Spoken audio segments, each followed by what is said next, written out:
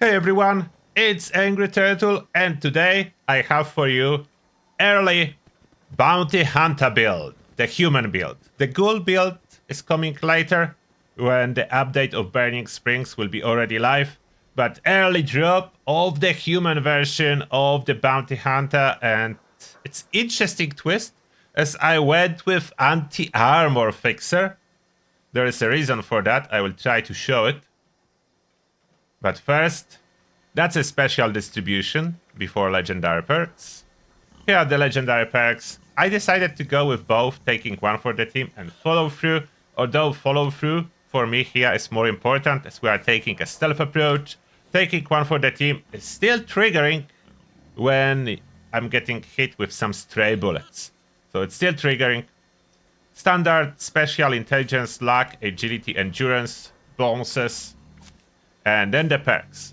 So I went without Onslaught or Bulletstorm. Neither is present here.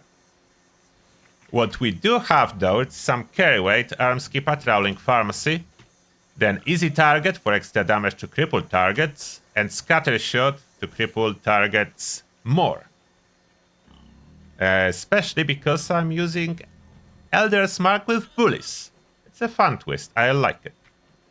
Then Perception, Tank Killer for even more anti-armor effects. Concentrated Fire for VATS. Senta Masochist when VATS is not available.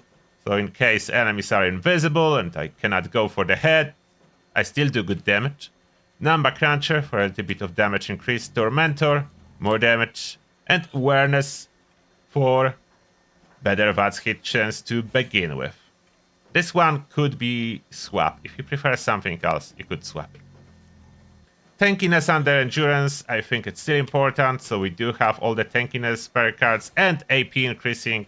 First Quencha, so we are human, so we can utilize all those amazing perks that scale with endurance, and through Haika for more carry weight, plus Adamantium Skeleton, so we don't get randomly crippled too much. Under Charisma, Strength in Numbers, and Tenderizer, so damage. Intelligence is interesting, as I mostly play full health, but sometimes my health will drop in combat and I do not heal straight away. So Netherage does give me some benefit. So I have Netherage, batteries included, so I'm carrying some energy ammo that I need for other activities than headhunting. So I still want to carry this ammo. So I'm equipping batteries included and good with salt for my food bonuses. And for grinding for the hog meat to complete the challenges and so on. Later on, I may choose to run without it, but early on into Burning Springs update, when I still need to complete all those challenges, I need good with salt. Agility. We do have Gunslinger for weak spot damage, Gunfu for auto-target swapping, Adrenaline to get more damage with kills, then extra limb damage from Modern Renegade and Enforcer, so it is a crippling build. Mr. Sandman for extra sneak damage, and Escape Artist, so our sneak is good. It is an option to run sneak and lower rank of Gunslinger, or give up on some of the limb damage effects and run more sneak if you struggle with sneak. But I do have perfect sneak armor, so I do not struggle with sneak. Luck, Ricochet, 4-Leaf Clover. 4-Leaf Clover is essential. Crit Savvy for more criticals, Grim Reaper Sprint, so our AP is not running out, better criticals for extra damage, Scrounger to find extra ammo, Class Freak, and Junk Shield. If you don't need Scrounger, feel free to switch that for anything else, but Elder's Mark does eat those 45 ammo, so it's nice to have this. Now the weapon itself, so it's anti-armor Elder's Mark. Tommy Gun, regular Tommy Gun would work too. Elder's Mark have this tiny bonus to damage and attack speed. Not as tiny, okay, a small bonus to attack speed and damage, which is handy. Then weapon speed on the second star, action point cost reduction on star number 3, so that's optimized. And lastly, damage per crippled limb your target has, so I can utilize bullies. Conductors would be awesome too for this build if you pushing more towards sustain in combat versus damage. This one is for damage.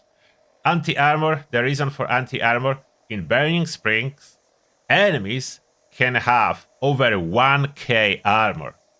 So we can utilize anti-armor, and if you are new to anti-armor mechanics in Fallout, if you have prefix and additional anti-armor effect from, in this case, armor piercing receiver, they additive.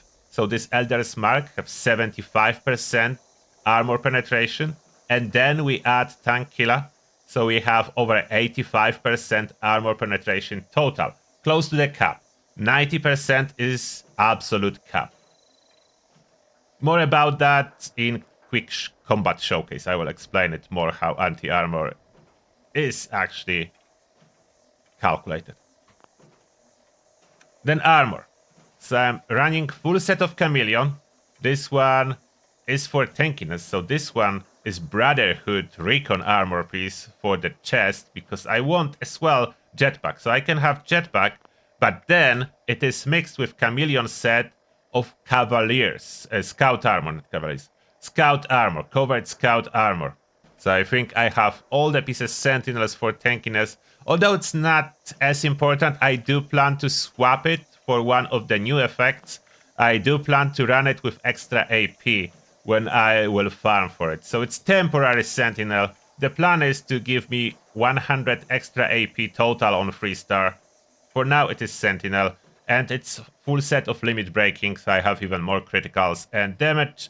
If you don't have limit breaking, not such a big deal.